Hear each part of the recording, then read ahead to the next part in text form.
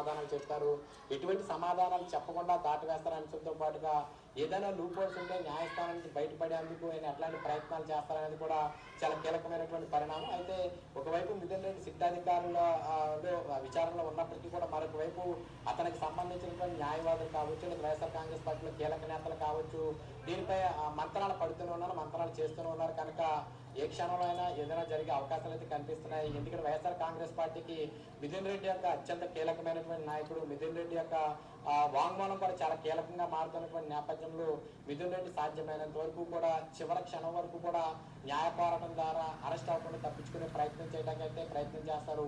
అతని విచారణకు హాజరైనప్పటికీ కూడా మరొకవైపు న్యాయస్థానంలో న్యాయవాదులు కానీ అతని పార్టీ తరఫున ముఖ్యులు కానీ న్యాయస్థానం నుంచి బయటకు తీసుకొచ్చే ప్రయత్నాలు చేసే అవకాశాలు అయితే లేకపోలేదు.